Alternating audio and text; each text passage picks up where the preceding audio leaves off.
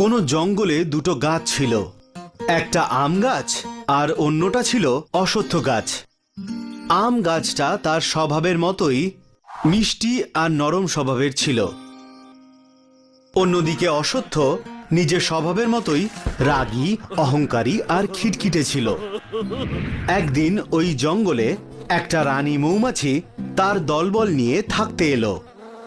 অশ্বত্থ গাছকে দেখে রানী খুশি হয়ে তার সঙ্গী সাথীদের বলল, এই গাছটা অনেক বড় আর ঘন, আমরা এই গাছের সাথে ওর ডালে চাক বানানোর কথা বলি। হো গাছ দাদা, আমি আমার সঙ্গীদের সাথে চাক বানানোর জায়গা খুঁজছি। আমরা কি আপনার ডালের ওপর আমাদের চাক বানাতে পারি? না, কেউ আমার উপর রাজত্ব করুক বা আমার উপর ঘর বাঁধুক, এটা আমার পছন্দ না। তুমি তোমার ঠিকানা অন্য কোথাও খোঁজো, যাও এখান থেকে। অশ্বত্থ গাছের এই ব্যবহারে রানী মৌমাছি উদাস হয়ে গেল। তখন আম গাছ রানী মৌমাছিকে নিজের কাছে ডাকলো আর বলল, রানী মৌমাছি, তুমি তোমার সাথীদের নিয়ে এইখানে এসো আর আমার ডালে চাক বাঁধো। তোমাদের কাজে লাগলে আমি খুব খুশি হব।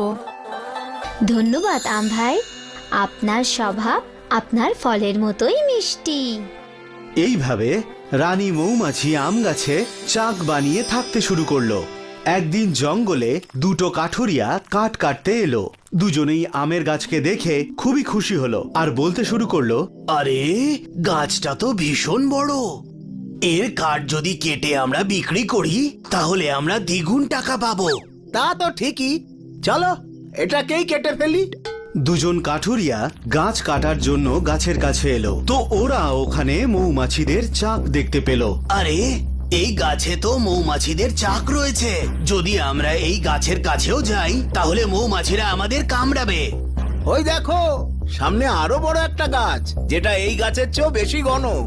চলো আমরা ওটাকেই কাটি। হ্যাঁ হ্যাঁ, চলো। দুজন কাঠুরিয়া মৌমাছিদের ভয়ে অশ্বত্থ গাছ কাটতে শুরু করলো।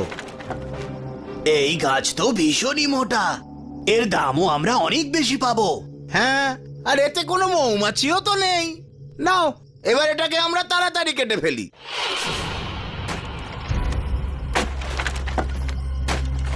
রানী মৌমাছি, একটু এদিকে এসো। আমার মনে হয় অশ্বত্থর আমাদের প্রয়োজন আছে, না হলে এই কাঠুরিয়ারা ওকে কেটে ফেলবে। হ্যাঁ ভাই, তুমি ঠিক বলছো। আরে, এই মৌমাছিগুলো এদিকে কি করে এলো? আরে বাঁচাও! আরে এখান থেকে পালাও। রানী মৌমাছি, আমি তোমায় থাকার জায়গা দিইনি, কিন্তু তুমি তাও আমায় সাহায্য করলে। আমি কি করে তোমাকে ধন্যবাদ জানাবো? ধন্যবাদ আমাদের নয়, আম গাছকে করো। আম গাছই তোমাকে সাহায্য করার জন্য আমাদের বলেছিল। অশ্বত্থ গাছ আম গাছকে ধন্যবাদ জানায়।